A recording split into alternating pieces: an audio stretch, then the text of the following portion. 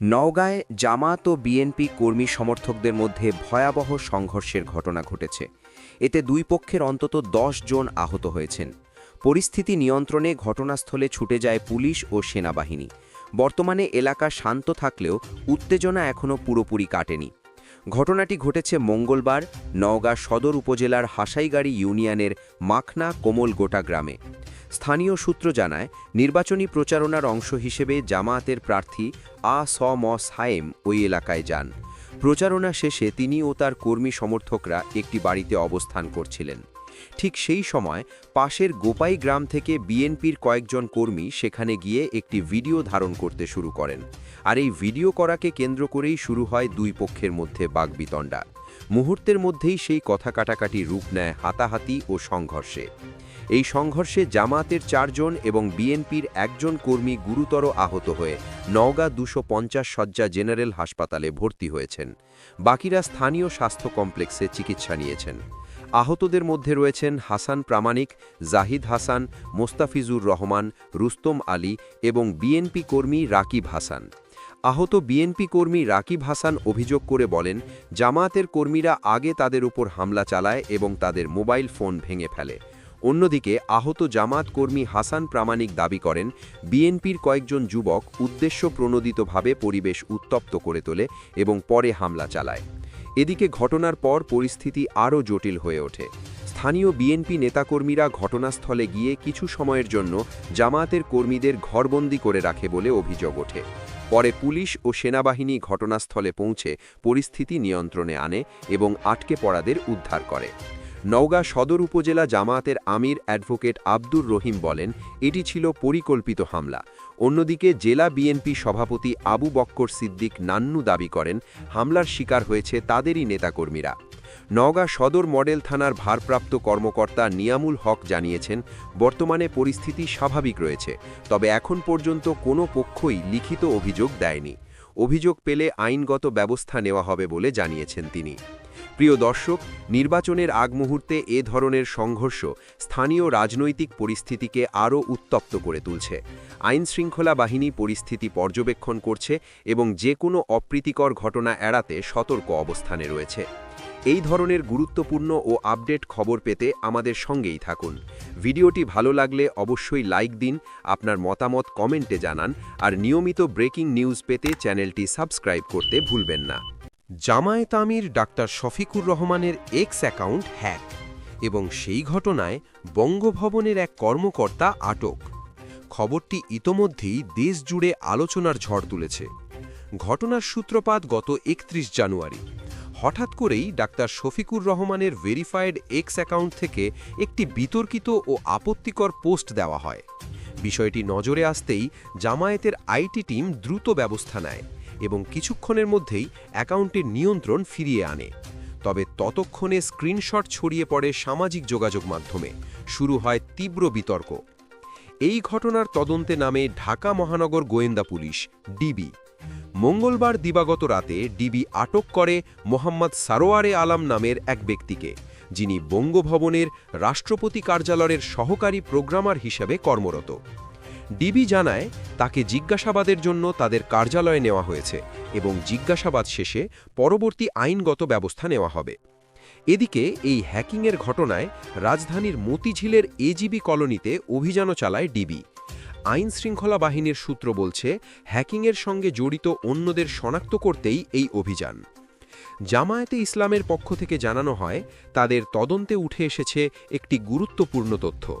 Doctor Shafiqur রহমানের account hack করতে একটি ফিশিং মেইল ব্যবহার করা হয়েছিল, যা নাকি একটি সরকারি ইমেইল ঠিকানা থেকে পাঠানো হয়। এই বিষয়টি নিয়েই তারা বঙ্গভবনে লিখিত অভিযোগ জমা দেয় এবং দ্রুত তদন্ত প্রতিবেদন প্রকাশের দাবি জানায়। রাষ্ট্রপতির সামরিক সচিবের পক্ষ থেকে বলা হয়েছে, বিষয়টি গুরুত্বের সঙ্গে দেখা হচ্ছে এবং সংশ্লিষ্ট সংস্থাগুলো তদন্ত করছে। এখন প্রশ্ন হল, এই হ্যাকিংয়ের পেছনে কারা জড়িত? এটা কি শুধু একটি সাইবার অপরাধ, নাকি এর পেছনে আছে বড় কোনো ষড়যন্ত্র?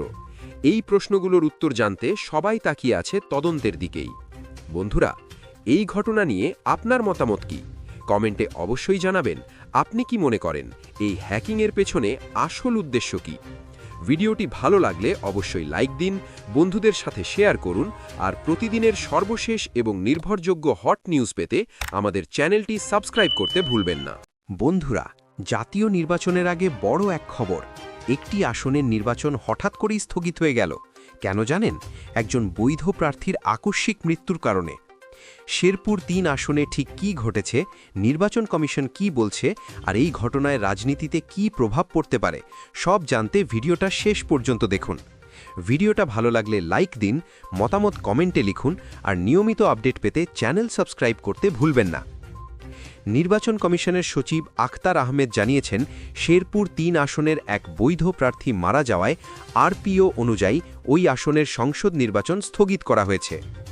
শেরপুর ৩ অর্থাৎ শ্রীবরদী ঝিনাইগাতি আসনে বাংলাদেশ জামায়াতে ইসলামীর প্রার্থী মোহাম্মদ নুরুজ্জামান বাদল, যিনি বাদল নামে পরিচিত ছিলেন, তিনি মঙ্গলবার দিবাগত রাত আনুমানিক ৩টের দিকে মৃত্যুবরণ করেন। পরিবার সূত্রে জানা যায়, মঙ্গলবার রাতে হঠাৎ করে তিনি শ্বাসকষ্টজনিত সমস্যায় গুরুতর অসুস্থ হয়ে পড়েন। দ্রুত তাকে শ্রীবরদী উপজেলা স্বাস্থ্য কমপ্লেক্সে নেওয়া হয়। সেখানে অবস্থার অবনতি হলে তাকে ময়মনসিংহের একটি হাসপাতালে নেওয়ার সিদ্ধান্ত হয়। কিন্তু পথে শহরের প্রবেশমুখ ব্রিজ এলাকায় পৌঁছানোর পর তার অবস্থা আরও খারাপ হয়ে যায় এবং সেখানেই তিনি মৃত্যুবরণ করেন। পরে ময়মনসিংহ মেডিকেল কলেজ হাসপাতালে নেওয়া হলে চিকিৎসকরা তাকে মৃত ঘোষণা করেন। বাংলাদেশ জামায়াতে ইসলামীর পক্ষ থেকে এই মৃত্যুর বিষয়টি নিশ্চিত করা হয়েছে। দলের নেতারা জানিয়েছেন, নুরুজ্জামান বাদল দীর্ঘদিন ধরে কিডনিজনিত সমস্যায় ভুগছিলেন। জামায়াত মনোনীত আরেক প্রার্থী ভিপি মোহাম্মদ গোলাম কিবরিয়া তার ফেসবুক পোস্টে এই মৃত্যুর খবর নিশ্চিত করে শোক প্রকাশ করেছেন। তিনি লিখেছেন, জামায়াতের শেরপুর জেলা শাখার সেক্রেটারি এবং শেরপুর ৩ আসনের প্রার্থী নুরুজ্জামান বাদল ইন্তেকাল করেছেন। এই ঘটনার পরই নির্বাচন কমিশন দ্রুত সিদ্ধান্ত নিয়ে জানায়, আইন অনুযায়ী ওই আসনের নির্বাচন আপাতত স্থগিত থাকবে। এখন প্রশ্ন হচ্ছে, এই আসনে কবে আবার নির্বাচন হবে? নতুন করে প্রার্থী মনোনয়ন দেওয়া হবে কিনা?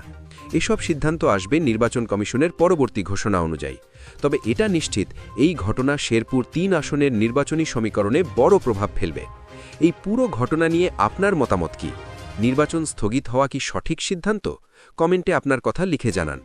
ভিডিওটা তথ্যবহুল মনে হলে অবশ্যই লাইক দিন, বন্ধুদের সাথে শেয়ার করুন আর এমন আপডেট পেতে এখনই চ্যানেল সাবস্ক্রাইব করে বেল আইকনে ক্লিক করুন। আজকের রাজনৈতিক অঙ্গনে ঘটল এক চমকপ্রদ ঘটনা। যে দল একসময় বিএনপির ঘোর বিরোধী ছিল, সেই নিষিদ্ধ আওয়ামী লীগের নেতাকর্মীরাই এবার প্রকাশ্যে সমর্থন জানালেন বিএনপি প্রার্থীকে।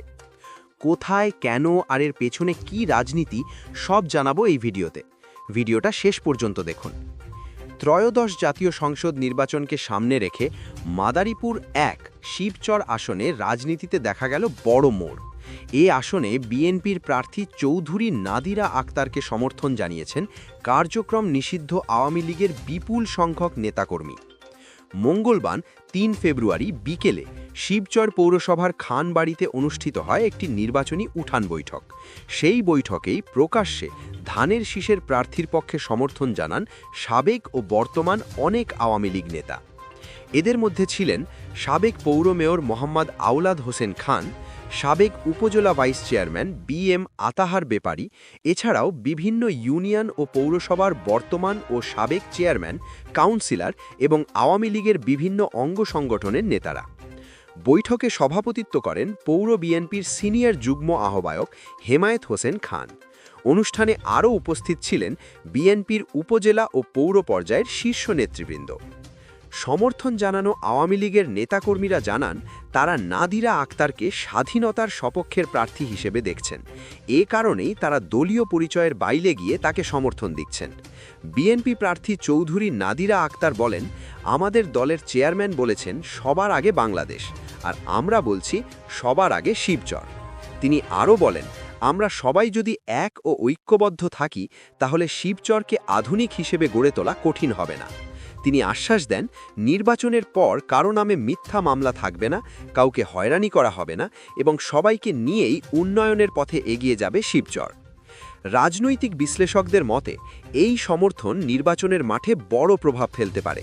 নিষিদ্ধ আওয়ামী লীগের নেতাদের প্রকাশ্য সমর্থন বিএনপির জন্য যেমন শক্তি বাড়াবে, তেমনি শিবচরের রাজনীতিতে তৈরি করতে পারে নতুন সমীকরণ। আপনারা কি মনে করেন এই সমর্থন কি নির্বাচনের ফল বদলে দিতে পারে? আপনার মতামত কমেন্টে লিখে জানাবেন। ভিডিওটি ভালো লাগলে অবশ্যই লাইক দিন। রাজনৈতিক আপডেট পেতে চ্যানেলটি সাবস্ক্রাইব করুন। যতদিন আমি বেঁচে আছি জামায়াতকে ক্ষমতায় আসতে দেওয়া হবে না, এই কথাটা বলেই রাজনৈতিক অঙ্গনে তীব্র আলোচনার জন্ম দিলেন বিএনপির ভাইস চেয়ারম্যান আব্দুল আউয়াল মিন্টু। ফেনীর এক নির্বাচনী পথসভা থেকে দেওয়া এই বক্তব্য ঘিরে শুরু হয়েছে নতুন বিতর্ক। আজকের ভিডিওতে জানব ঠিক কি বললেন মিন্টু, কেন বললেন, আর এর রাজনৈতিক বার্তা কী। ভিডিওটি শেষ পর্যন্ত দেখুন। মঙ্গলবার ৩ ফেব্রুয়ারি সন্ধ্যায় ফেনীর সোনাগাজী পৌরসভা চত্বরে অনুষ্ঠিত হয় এক নির্বাচনী পথসভা। সেখানে বক্তব্য রাখতে গিয়ে বিএনপির ভাইস চেয়ারম্যান ও ফেনী ৩ আসনের প্রার্থী আব্দুল আউয়াল মিন্টু জামায়াতে ইসলামের বিরুদ্ধে তীব্র ভাষায় আক্রমণ করেন। তিনি বলেন, জামায়াতে ইসলাম মুনাফেকের দল, এই মুনাফেকদের কোনোদিন কোনো কালে বাংলাদেশের ক্ষমতায় আসতে দেওয়া হবে না। অন্তত যতদিন আমি বেঁচে আছি ততদিন তাদের ক্ষমতায় আসতে দেওয়া হবে না। মিন্টু আরও বলেন, জামায়াতে ইসলামী জনগণের উন্নয়ন চায় না, তারা চায় শুধু মারামারি আর অশান্তি। তার ভাষায়, ওরা এদেশের কোনো উন্নয়ন করবে না, বরং দেশকে সিরিয়া লেবাননের মতো অবস্থায় নিয়ে যাবে।